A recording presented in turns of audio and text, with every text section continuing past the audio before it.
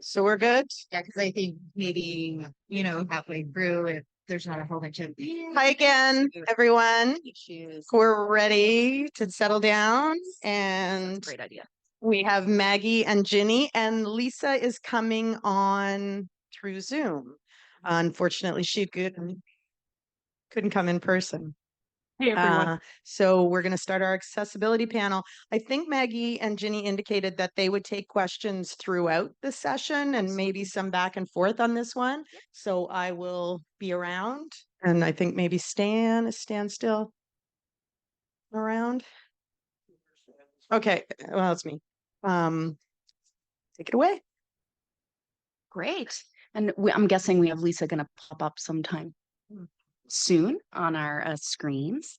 So thank you so much, everybody, for coming to our panel to discuss accessibility issues in libraries. My name is Maggie Nielson, and I'm a librarian at Acadia University. And I am a liaison librarian, so I work with nursing and community development and kinesiology, but I'm also the coordinator for equity, diversity, and inclusion in the library. And under that umbrella falls accessibility. So that's why I'm here today. And I'm going to be both participating in the panel, but also I'm acting as moderator. And it's my first time, so be gentle with me. I've never moderated anything before, so we'll see how this goes. But as Jen has just mentioned, like I think we're going to be pretty informal. I know for myself, like I'm happy to answer questions mid talk, and I know Ginny is too, and I'm sure Lisa will be as well. So with that, I'm just going to get started actually with the land acknowledgement. So today we are in Mi'kma'ki, and this is the ancestral and unceded territory of the Mi'kmaq people. This land is governed by the treaties of peace and friendship, first signed by the Mi'kmaq, Wolastoqey, and Plaskettamukut, and the British Crown in 1726. These treaties did not implicate or affirm the surrender of or transfer of land to the British, recognized Mi'kmaq and Wolastoqey title, and set the rules for what was to be a long-standing relationship between nations, initially preventing war and facilitating trade. So I just want to thank our Department of Community Development at Acadia that we have sort of various iterations of that land acknowledgement, but that is where I took that one because I really like the way it was phrased. But we'd also like to recognize and acknowledge the 400 plus years of history of communities of African descent and the 50 African Nova Scotian communities throughout the region today.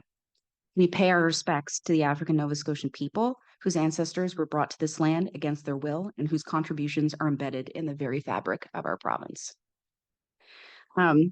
We've been talking a lot about land acknowledgements lately, with my colleagues, and one thing that we're really trying to sort of promote or encourage folks to do is when they're doing land acknowledgements and situations like this is actually sort of built in a personal story about why being in Mi'kma'ki, for example, as a guest, referencing myself in particular as a settler, and what that means to me and why it's important.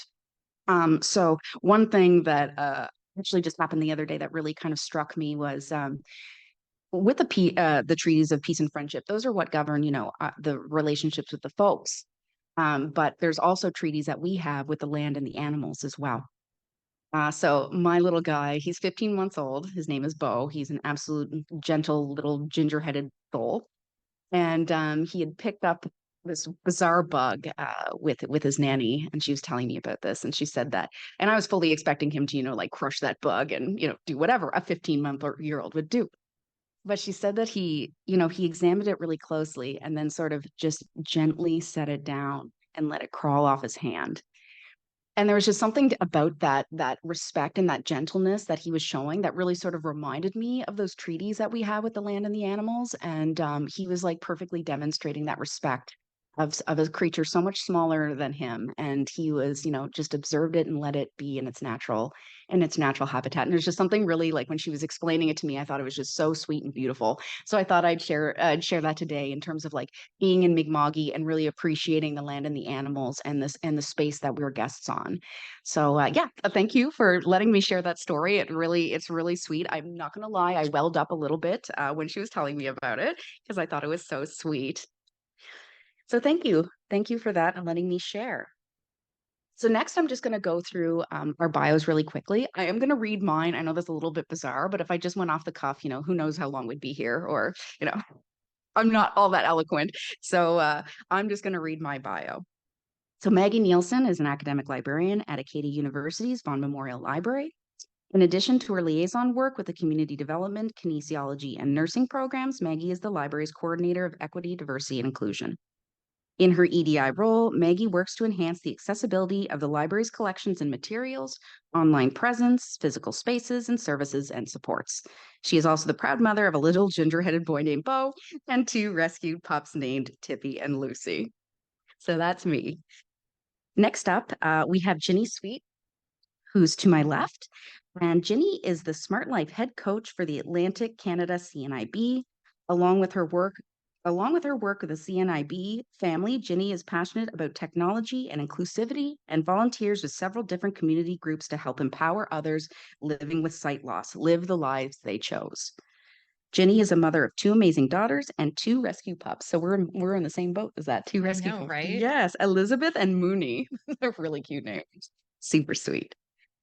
And of course, last but not least, I want to introduce Lisa Snider, who is the senior consultant and trainer in our company, Access Changes Everything.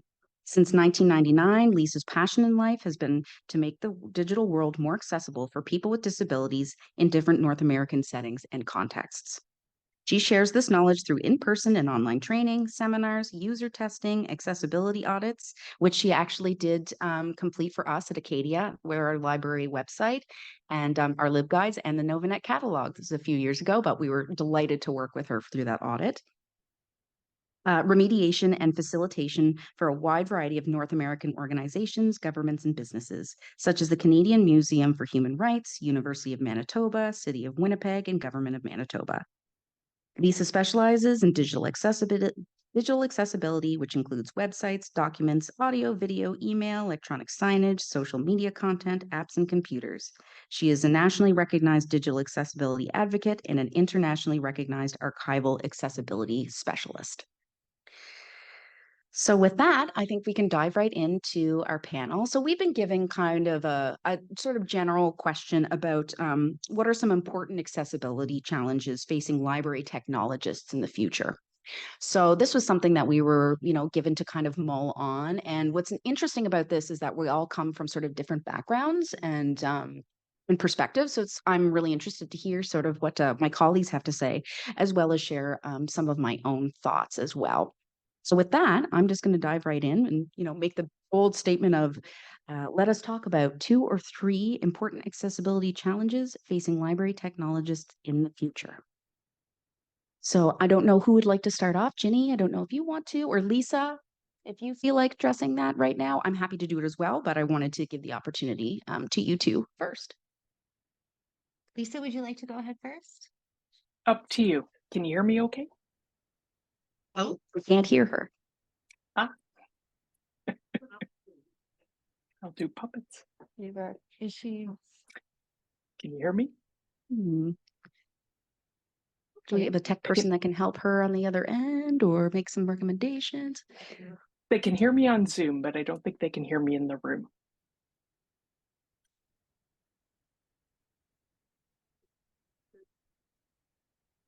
Hear her online, it says. Oh, they can hear her online. Okay. Any suggestions? Yes. Okay. Okay. Yeah, how about we just let Ginny dive right in so we don't just sit here in silence for the next little while. Ginny, how about you go ahead and tell us a little bit about what you think some big accessibility challenges will be for library technologists? I think one of the biggest challenges is going to be the ever-changing technology because, as we know, as we're sitting here, technology is changing, and looking at how we make sure that that stays accessible for all. As a person with vision loss, unfortunately, accessibility issues are something I run into on a regular basis where, with the technology I have to use to be able to read, I'm not able to access documents or a lot of times even books that are in particular formats. So I think looking at ways we can support creating more inclusive library systems that allow everybody to access the material. And staying up to date on that technology for you guys is probably never ending, as it is for all of us with the constant changes of technology. So I think looking at how you're going to build in that accessibility component is going to be a tricky. Absolutely. Yeah. And it's interesting you mentioned about the built-in piece, because that's actually something that I wanted to bring up, and about how accessibility, it has to be embedded into everything at all levels. And it's not just, the obvious places you would think of anymore in terms of, digital accessibility, like, books and that kind of things. It's it's going to be the default, not the exception. So I think that's going to be, a pretty big challenge, is sort of making it so the either the things you're building for your library, your systems you're putting into place, the programs you're using are by default accessible, and not a, oh, we got to come in afterwards and try to, do some tweaking or do some fixes on something to make it accessible. So I think that is going to be one of the bigger challenges, is ensuring that at the very fabric, at the very base of the, these software and programs and anything that we're using, is that it is accessible. And it's not going to be in those obvious places, like this is an accessible X. It's going to be everything, like where it is just the norm, and not having something accessible, it would actually be outside of that. So that was something that I sort of was thinking about, because on my end, I'm not much, in my role, I'm not really in the necessarily in the tech side of things.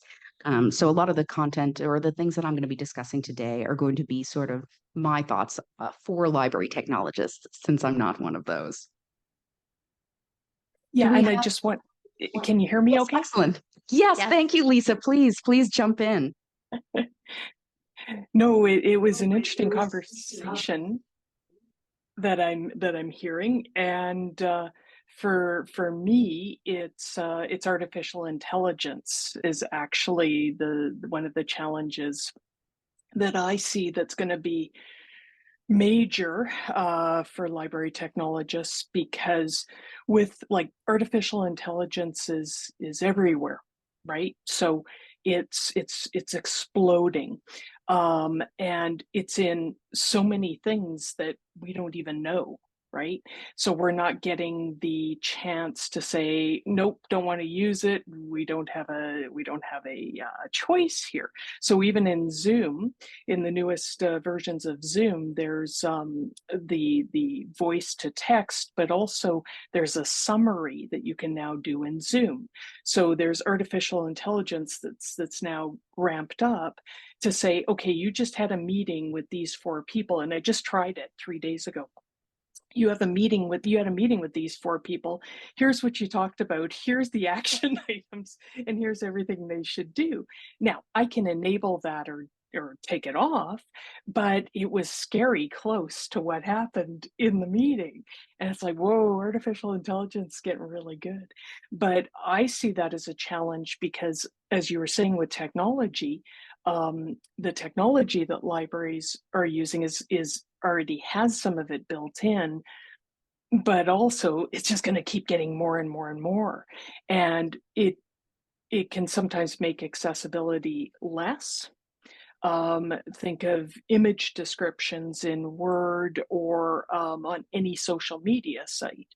The image descriptions are usually horrible if they're done by artificial intelligence, right? Like a computer that's looking at this, going, oh, this is what the image is. Well, it's completely useless in most cases. And the other thing that I was thinking about was like, who's programming today the artificial intelligence? Are they from a diverse background? Where are they from? What biases do they have? Who are they working for? There's a lot of questions around who's programming technology today as well, and especially with artificial intelligence, because even cataloging, are we even going to be doing cataloging, with humans? Like, is artificial intelligence going to take over, mark cataloging, for example, that I had to learn 4 million things about in library school? I don't know. So it's interesting. I thought it was interesting talking about technology and what's involved with it. Yes, absolutely. I think the changing technology is something that all of us can agree, no matter what role that we're in, is something that is incredibly challenging.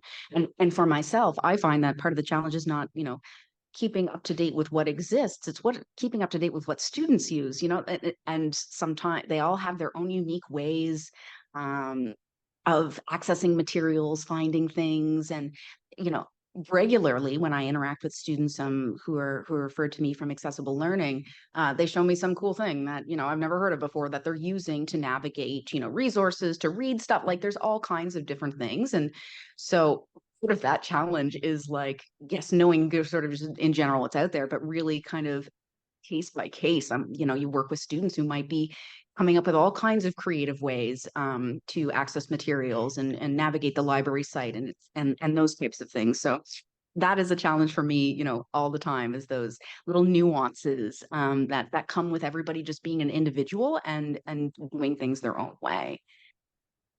I don't know if you have anything else to add, Ginny, about technology sort of in general. I just wanted to go back to your comments about the built environment and accessibility in the physical spaces, um, because I know that can be a challenge. We all love kind of buildings that are different designs and lots of natural lighting and things like that. But when we look at maybe the layout of the building, if it's a big open air kind of room, you have a lot of background noise if you're trying to navigate that space as a person with low vision or no vision.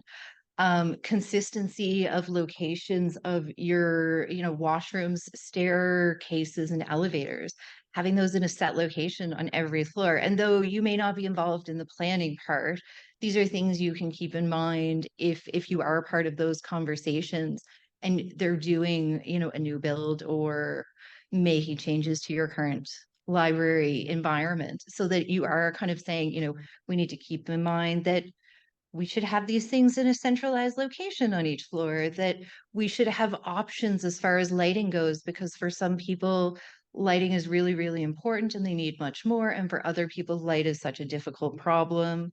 Another thing is clear signage. I notice that a lot of places, there's a lot of graphics and things like that on signage. So for people with low vision, it's very hard to distinguish what the signage says. So also these kind of built environment and putting that in, from the ground floor up before we build, so that accessibility isn't, like you were saying earlier, kind of an after the fact thing. It's much more expensive to build it in after the fact than it is to build it in from the beginning. Absolutely. And you bring up actually a point that I had actually mentioned here. Sorry, we know we keep going back and forth. And Lisa, please jump into. I just want to say something quickly about the built environment, because I think for a lot of us, when we even hear accessibility, in our field, we kind of automatically go to this like digital space, but that's not necessarily the case. And so it can be our physical space, but I think that we have to also get comfortable with the idea of accessibility being outside the realm. The solutions for it are outside the realm of technology. And what I mean is, I had a student recently who came to me and they said, "I need this book." And I was like, great, let's go take a look. I actively use CELA, which is the Center for Equitable Library Access. I could do a whole thing about the Educator Access Program from CELA. Right. Amazing. It's amazing. So I use that to retrieve, accessible materials for students. And I'm in there and I'm like, oh yeah, totally like nailed this. Found the title in the, and then I'm like, okay, here it is. What format would you like? Well, I need print. Oh, right. Okay. Yes, that was the accommodation. We do have students who have brain trauma, dyslexia, migraine headaches, various reasons why they can't use digital items. So I think and for myself and for others as well, like just constantly trying to remind myself that accessibility also looks different for so many different people. And it can be the space, it can be digital, it can be physical, it can be so many different things. And then when we start sort of thinking about how broad that is, then we can actually start incorporating other ideas of accessibility, like socioeconomic accessibility and cultural accessibility, which are also important as well. So accessibility itself, I think all of us need to sort of like broaden what that looks like and feels like and make it a little bit more holistic and acknowledge that technology plays a crucial role. But that's one kind of piece to the puzzle. Yeah, so I just wanted to kind of chat about expanding what we see as accessibility and what that means to us in our minds when we think of it. Lisa, how about yourself? Do you have any comments on that? Well, it's interesting because I've worked in physical accessibility, but I've done the lion's share of work in digital. And it's interesting because, I really want to kill that fly. It's been around for a couple of days. It's interesting because when I look at websites and documents and that sort of thing, I don't often see accessibility. So for me, it's the opposite, right? I often see libraries working on their physical space if they can, because of course, it depends what age your building is, all that kind of, whether they have the funds to fix it. But it's interesting. Sorry, the noise in the background is my cat's food dispenser. It's a jackpot for them. So if you hear excited cats around me, that's what it is. So it's really it's funny, it's the digital space, the physical space people have thought about, and most librarians that I've met, or most people who work in libraries, it's the digital that I find that needs more work on it. And even like websites or documents, that sort of thing. So it's interesting. You were talking about signage in like a building, and signage is crucial, right? Like wayfinding is what they call it, a technical term for, getting around a building. But it's interesting that technology now can really help people who are blind, deafblind, or low vision. And this is where artificial intelligence comes in, but it's being used for good. So if you have something like the Seeing AI app by Microsoft, so if you have a smartphone and you put on that app, it's Seeing AI, it'll read faces, it'll read signage. Now, your signage can't be on a fancy background with really weird lettering on it, which I see but not necessarily in libraries, but I see this all the time out. Because it'll go, geez, I'm having one of those kind of days. Because the program will go, I can't read that, right? So it's interesting how we're trying to use technology to improve the physical space, but the signage has to be, pretty good contrast in order for that technology to help. So it's an interesting mix, isn't it? Yeah, and there's still those like fundamental like accessibility things. Like you can do, you can do all kinds of fancy things with your signage, but the bottom line, you need it to be big enough with high enough contrast and readable. So, you can throw all kinds of fancy solutions around, but there are some really like fundamental things that we cannot forget in terms of like, especially with vision and accessibility in regard to sight. Is there anything else you'd like to add, Ginny, about like physical space or how we define? I would like to just build on what Lisa was saying about the Sure. apps that can actually be amazing tools for reading signage or different text documents. Another one that does have some of the AI components to it now is called Be My Eyes. I've heard of that. Yes. Yes. So Yes. it's a volunteer service. You, as a person with vision, would volunteer. I, as a person with vision loss, would call. You would say, "Hey, how can I help you?" And I'm like, "Hey, can you read that bus sign?" And they're like, "Yep, it's the 84." Cool. Okay, thank you. Obviously not intended for confidential information or anything sensitive. Now they've created an AI component, and I showed it in my hands-on workshop yesterday. We took a photo of the room, and it described the light fixtures in the room. It described that it was a conference room. It told me colors of the room. These are all details like I would never have had before. It's amazing.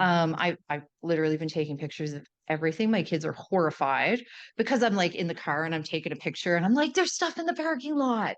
But like I've never seen it. So I mean that is a really great tool that has come out, that's a free app. If you do have somebody in your libraries who has vision loss, letting them know about these tools, not just for vision loss, but if somebody has learning difficulties or dyslexia or some barrier to reading, it makes things so much more accessible. Yeah. Oh, that's Yeah, great. and I'm glad you brought that up because that particular app used to be only people helping people, and now Yes. they've added the AI for good. We hope that Yes. really can. I mean, when you get a severe disability, it's independence, right? It's your independence. These apps are so important for that. And I just want to mention that that was Be My Eyes, correct? To Be My Eyes, and also the Seeing AI app. I'm just looking at the questions on Zoom. The somebody else Oh, made a comment. Yeah, somebody else made a comment that Dr. Yuda Treviranus is the has just been appointed chair of it's for the Accessible Canada Act. It's a standard on artificial intelligence, and she is one of the. If you read nobody else, you read everything that she does, because she was doing things in the late 80s, early 90s. I'll give you an example, and this is how technology can help us. She developed a system way back before any other human, I don't think, even could think this far. It was so future forward. So she developed a system, I'll say, or a software that worked on, I think it's RFD. It's like you can get a ring that has the information in it, and whenever you went to a computer at a community computer place, which we had in Nova Scotia in the 90s, it was like a library, but just a community hub, and it had computers with the internet, because the internet wasn't, not everybody had it. So you could go to a computer, put your ring up to the computer, and it could bring up your favorite screen reader with all your settings. Or let's say you use a screen masking program, it could bring that up with all your settings already done. So you basically carried your software in a ring or in a card, and that computer would have to have a reader on it, and it would read your card or read your ring. And this was in like the early 90s. And you still won't see this today mainstream because it was so far ahead. So it's interesting how technology can be used, but it's just whether that technology is made mainstream. And the Be My Eyes and the Seeing AI apps and others, those, there are other apps as well. It's interesting how they're now really, really coming about and really helping people, particularly with severe disabilities, because I now have severe disabilities. And the world is just, man, is it inaccessible? Holy moly. So it's interesting how technology can help us.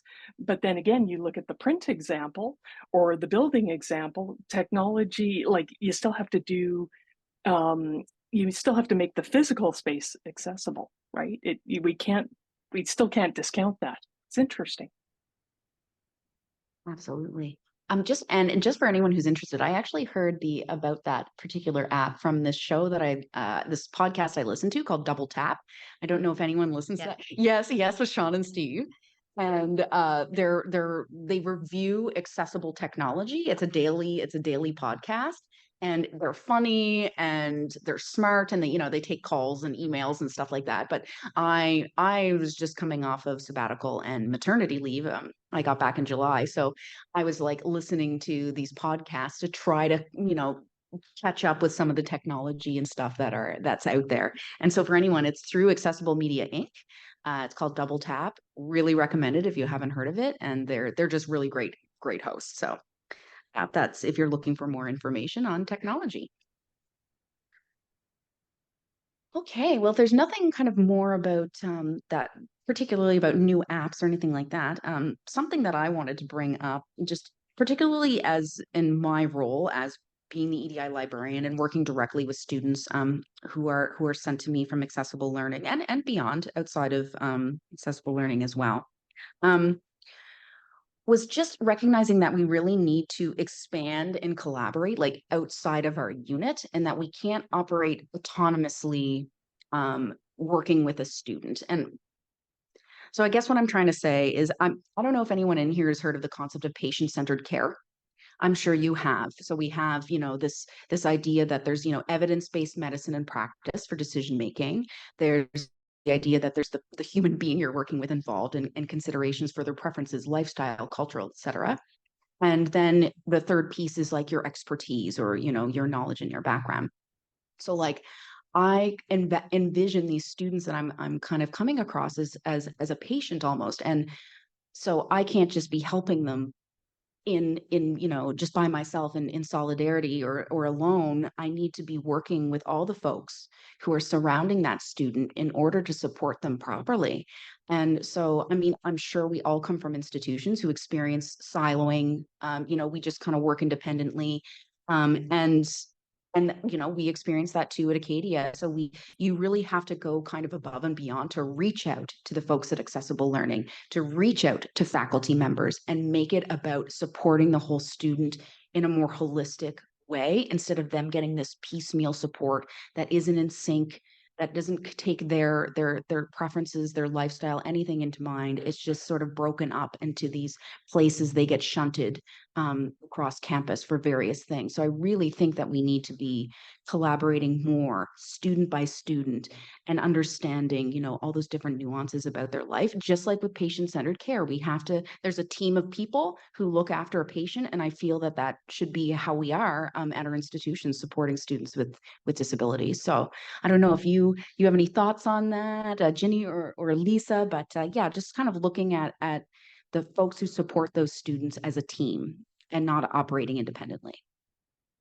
I agree. It's very important to have a, you know, a student-centered or a client-centered or patient-centered approach to supporting them, whether it's looking at what community resources exist. I know at this conference, it's a national conference from across Canada for anybody with sight loss or any of the deafblind community. We do have CNIB services across the province or across the country from coast to coast. So if, you know, if you're wondering what technology is out there, if you're wondering how to best support a student with sight loss and what resources may help them, you can always reach out to any of the local offices and they'll help you support that student.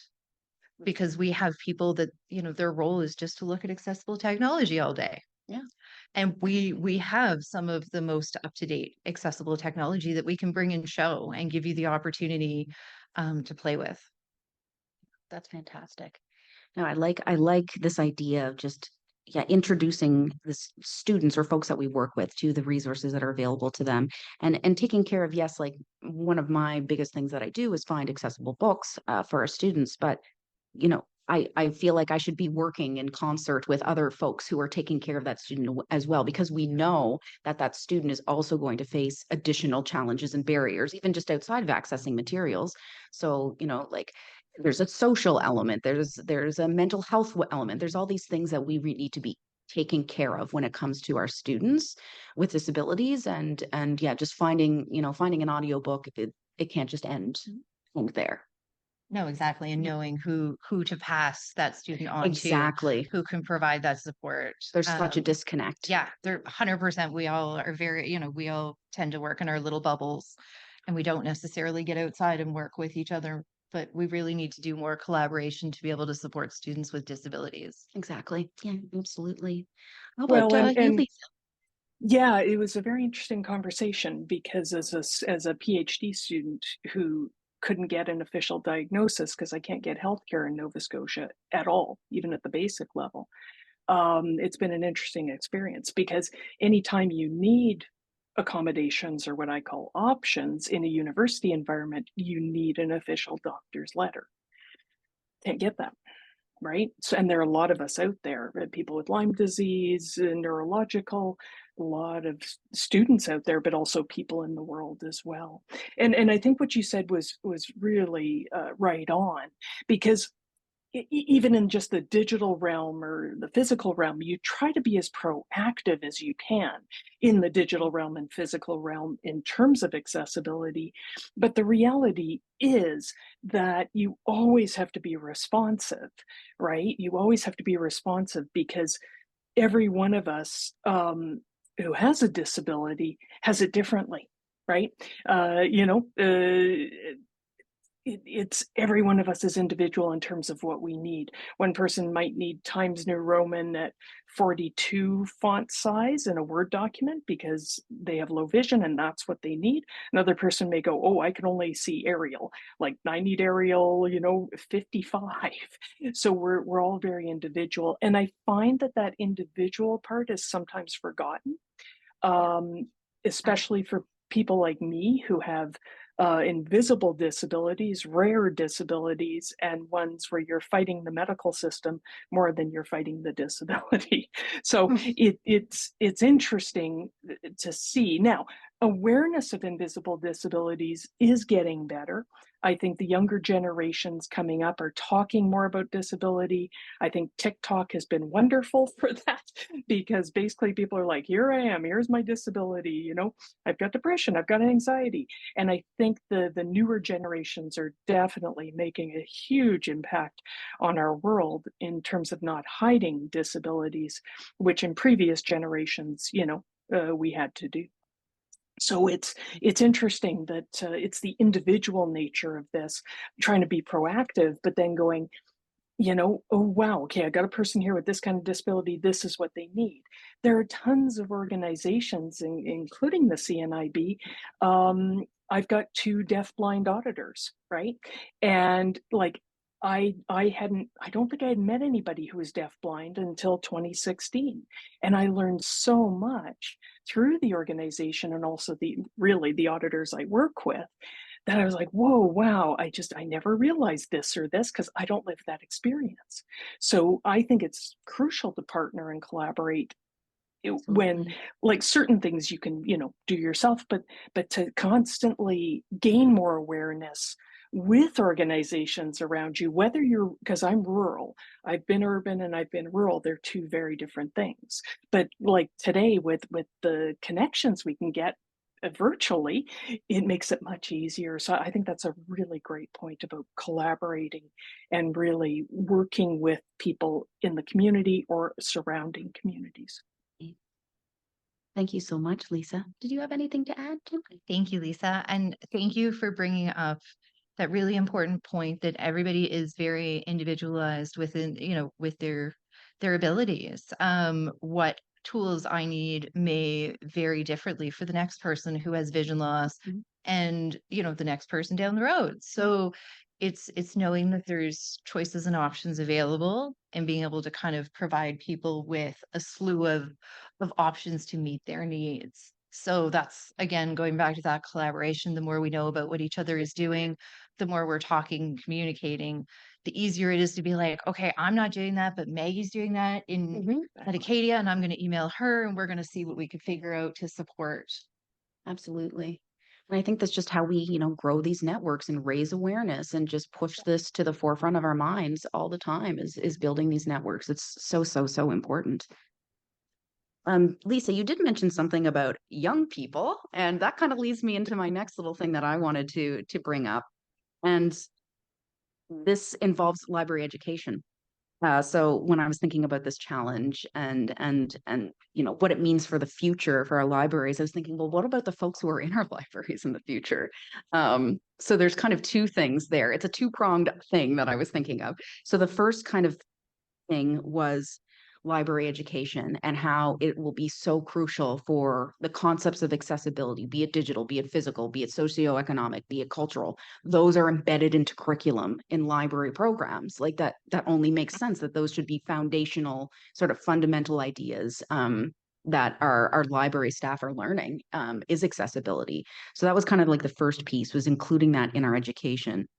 But kind of a step beyond that was just more and more engagement with the disability community. And that means hiring, that means consulting, that means polling, that means, any number of things I have here: testing, feedback, representation, employment, all levels. So yes, your library can do a million different things to work towards accessibility.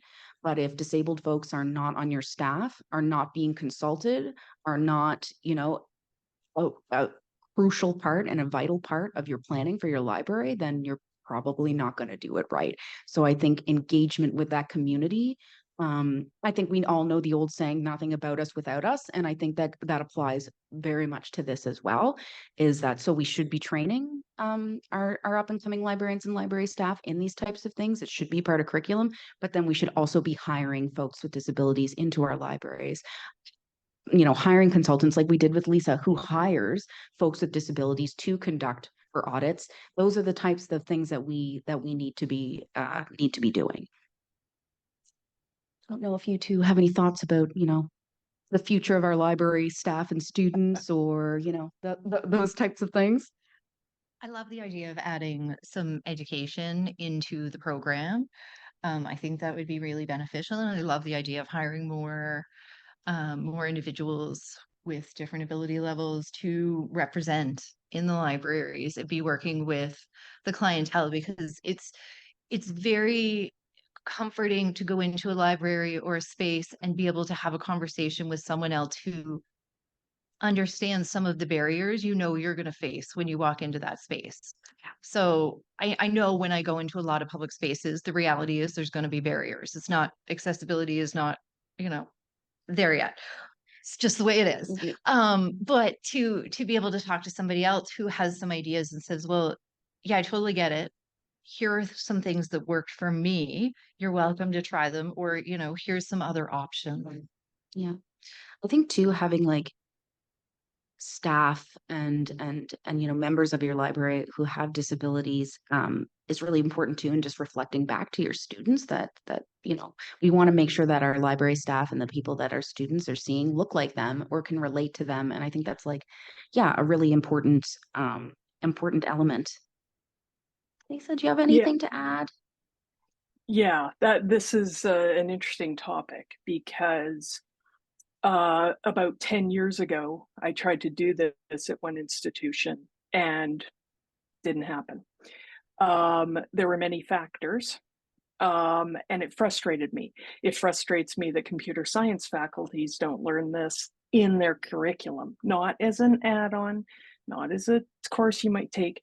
Like for instance, at UBC, there was one course you could take on accessibility, but it was through different universities, like in the States, and you only got like two credits or something, but it was entirely optional. See, my question is, why is it entirely optional, right? And my question was then too, particularly like the archives program was different. Archivists do different things, but even there, I thought it should still be in there. But yeah, it was a fight I didn't win.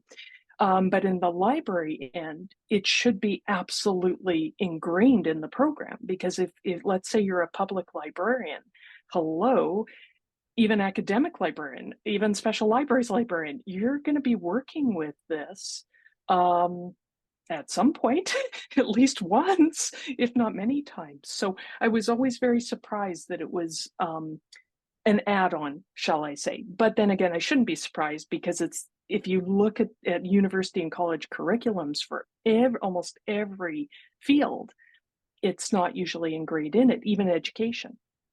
Like it can be as one course or that sort of thing, but put it into all your courses to some extent, because it can go in all of those courses. So the other thing I wanted to say was, yes, on hiring people with disabilities in libraries, yes. I've seen a lot of people who have worked in libraries, mainly with invisible disabilities, but it's an awesome thing. It enriches everybody. But here's one thing to be careful of, because I've seen this over and over in all my work, anything I've done. You have to be careful, because if you're the person who's out with their disability, right? And it's particularly people who are blind get this a lot. If you're blind or deafblind, and you've been hired into a job and you're very happy to have that job, because it's very hard to get employment in Canada if you have, a more severe disability, be careful, because you want to obviously go to that person and say, hey, can you check this for us? Hey, what can we do, right? Well, Indigenous people and people who are Black or African of descent know this one very well, right? That load can be placed on you, and then you're doing that work on top of your job. So that's Absolutely. great that you want to get that feedback. It's vital, but pay people, give them extra days off, like give them cookies, like give them something. Because what I find is people want to go to people with disabilities who are hired in their workplace, which is awesome. You're trying to learn, but there has to be that back and forth, and Yes. you have to give people something for that. It's like going into, people from Mi'kma'ki, right? And saying, we want this. Okay, that's probably not a great idea, because what are you giving back, right? What are you giving back? So that's the only thing I would say. But yes, totally agree Absolutely. with all that you said. No, I think, and yes, because you risk tokenism, and you risk, this one person, who's now everyone expects them to be the voice, of that particular disability, which can be incredibly unfair and an absolute, double, triple workload. And it's an emotional workload and mental workload as well. Yeah. Educating folks around you, about your disability. So I think what I want is that there's just more and more folks with disabilities. So there isn't just that one person, like we want to have as many folks as possible. So there's all kinds of those different perspectives, and we're able to not just approach that one person that we know and put all the work on them.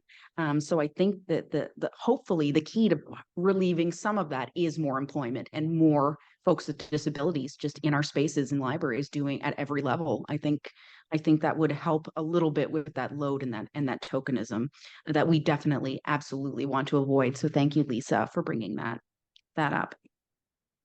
So we're actually getting pretty close to the end. We have 3 minutes left. We had a great conversation. Should we perhaps maybe open it up at this point, to the floor if anyone has any questions or comments? Would love to hear from you. Oh, Yeah. oh, Peter. Oh, Jen's. There's multiple. Who's going first? It doesn't matter to me. Yeah. Do you want me to go? Okay. Thank you so much, Ginny and Lisa, for your thoughts and feedback. I honestly, this is going to be embarrassing, but I had little tears in my eyes having this, like, hearing this conversation within a conference setting, just because I am very passionate about this topic. And I'm very lucky because, like you were saying, Lisa, I had this education within a library setting. Like, I had an accessibility course in UX design, and I learned about Yuta Treviranus, and I am very influenced by her work. And I lead a little content accessibility education group, like, within my university, and we're trying to kind of create some collaborative processes so that we're not completely siloed, like you were mentioning. So yeah, it's really, I really appreciate this, because I feel like sometimes we do a lot of this work and it's really important, but it's almost like it's hard for people to see the value of it. But then I'm like, if you don't see the value of it, then you're just devaluing people's existence. Sorry, like, that's how I you know and that bothers me. And I think, like you, I'm a person with an invisible disability, and having an accommodation was probably one of the most horrible experiences of my life as a student. So yeah, this kind of brought little tears to my eyes, and yeah, I really appreciate that, and I hope I can bring that spirit back to my institution as well. So thank you very much. Oh, thank you. That's wonderful to hear.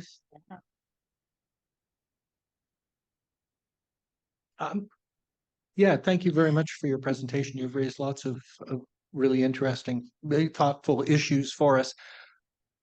When it comes to wayfinding and basic problems, particularly with vision disability, but other disabilities, I see a metadata problem. And this is a room full of many people who know about metadata. Maybe I see a linked data problem, and I'm wondering if you might comment on that. It seems to me that what people with some form of disability need often is more information about the world that they're in. And there, a huge amount of work has been done about augmented reality in different ways. And that's about gathering metadata about a physical object or a space, or a sign, Augmented reality, I mean, the fact that we can put Pokemon monsters up in places for people to go find.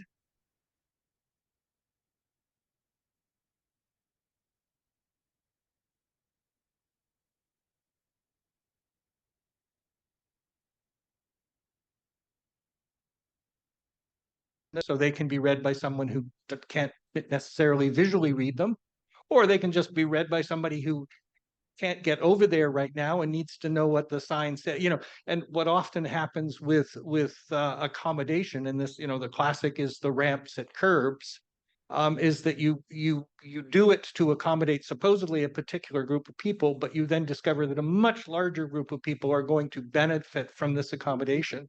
But I'm just wondering what sort of work is being done on applying metadata collection, linked data to problems of accessibility. I'm going to let Lisa go on this one because that's a very tech heavy question. Wow, what an awesome I'm sure there's connection stuff you happening, made. Peter. Well, no, it's an awesome connection, and it's because you're right, metadata is really what people need, right? I would say all of us need. So I don't know if I have much to add, but I just want to say that was a really great comment as well. And that augmented reality, augmented reality has been around for years and years and years.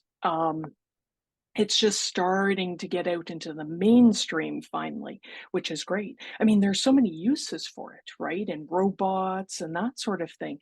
But you're right, the metadata really is wayfinding, right? It's a great connection to make to bring our technical part of the library really to everyday accessibility. So that's really all I can say, because I think it was a great comment as it was.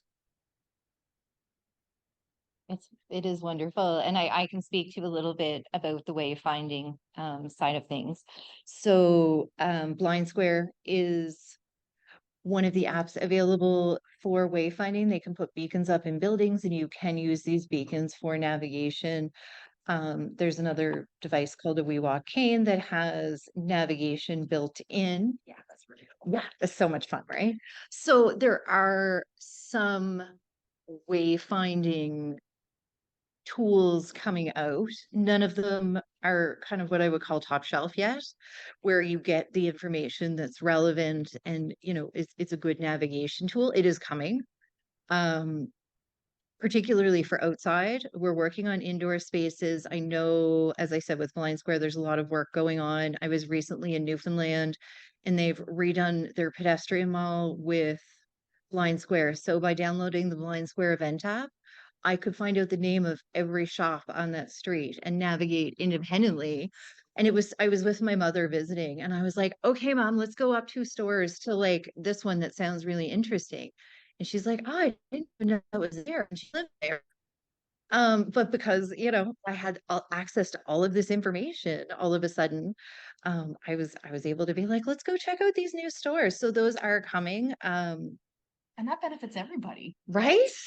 That's the thing. Yeah. It's not just necessarily a Blind Square thing. It's an app that can be great for tourists or people visiting a city for the first time. I believe Service Canada has it in their offices now. They have the Blind Square beacons so that you can navigate within their offices to find like the passport line versus the other line. Which again, great tools, right? Just improving that independence of not having to walk into an office and be like, excuse me, please. I'm not super sure where I'm supposed to be. Or my favorite is I go in and wander and end up where I'm not supposed to be. Because I'm like, You're being escorted out. yeah, totally going to be that person. Well, and just to add quickly to that, the Canadian Museum for Human Rights did wayfinding very early on, 2012, 2011. And they were doing for museums have been like libraries, museums have been at the forefront of just doing different stuff. And they were doing this kind of wayfinding years and years ago. Which has been awesome, and it's gotten even better, this technology. The other thing I want to say is, think about it. If you don't have sight, how do you know what to do in a grocery store? Like, where are the peas? Where are the beans? Where's the frozen foods, right? Same in an airport. So this technology, thank you for mentioning that, because I knew you'd pop in with that, which was great. That technology is now being used in airports. Where do I go in the airport? Like, it's such a big space, and with it's always noisy and stuff. This kind of beacon technology and other like augmented reality technologies have been game changers. Oh, hands down. I travel all the time, and my ability to navigate around the airport, though again, no sense of direction, is huge now. I can take out my smartphone and hold it up and it will read gate signs and things like that. It doesn't help the people move out of the way as I'm coming by, but it's okay. Maybe they'll develop something for that. I That mean, hustles people out of the right? way. You never know. So. And just a question from Zoom was, do you know of any instances of blind square being used in libraries? I don't, but I can check with my counterpart who does a lot more of the installation of the blind square beacons. I can get back to that person. If they have an email address, I can connect them. Yeah, we could connect you. Yeah. Well, we're all on an email Okay. together, so we can connect after. Exactly. Yeah, that would be great. Super, that's great. Jen just whispered, we should do that. Awesome. Tommy. Are there any other questions before we wrap things up, or comments? No. Oh, last one, and then we'll wrap everything up. Hi, excuse me. A really interesting topic. I've been involved with web accessibility for a long time now, and it's great to see that my university, when I first started, at first it was very much a niche topic where the library was really trying to be making advances in that area of web accessibility and just accessibility in general. So I think I just want to refer back to the ideas of, things being baked in rather than bolted on, and also that technology is part of the solution, but not the entire solution. Yeah. So I think it's really a cultural change, raising awareness. And I think through administrative change and the funding, proceeds, follows, and then that can support more and more efforts to, I think, really make those changes that we're talking about right now. So I think for us, I know for our university, the culture change, a perspective change on what is accessibility, Mm. how can it impact not just those who need it, but everyone. I think accessibility is for everyone, really. It benefits everyone. And high level champions across the university is very important. We're now doing every 2 years or so a web audit, taking a Excellent. survey, an inventory of sites that are accessible that meet the latest standards. And if they don't, what remediation efforts are you trying to do in the next year or two? And also, we said before, giving voice to those students and also compensating them for that time. Absolutely. Really important. Like, we did a usability testing with students with disabilities. So much really great input that they provided us, and it needs to be done more often, just to you really get a fuller understanding of all the students in your community. So I mean, just thumbs up to all the work you're doing and all the information that you provided here. Thank you so much. Thank you for the comment. Wonderful. Thank you. Yeah, and that was great, because almost all of us get a disability. It just depends whether you're 5 years old, whether you're born with it, whether you're 45 or whether you're 85, right? Almost all of us are going there. So I thought that was a great comment. And also, there's one word: awareness. Awareness is the key to everything, in my view. Whether I've worked with legislation, whether I've done digital accessibility, whatever it's been, awareness and cultural change are crucial. Absolutely. Awesome. Thank you all. This is such an awesome conference. And now, because our attention span is waning, we're switching to lightning talks. That's really good planning. It's been a long day. Yeah, that was a good idea, Peter. Thank you so much. Oh, thank you. Thanks, everyone. Thanks, everyone. That was awesome, Ginny. Thank you. That was great. Great. That was really fun. Right.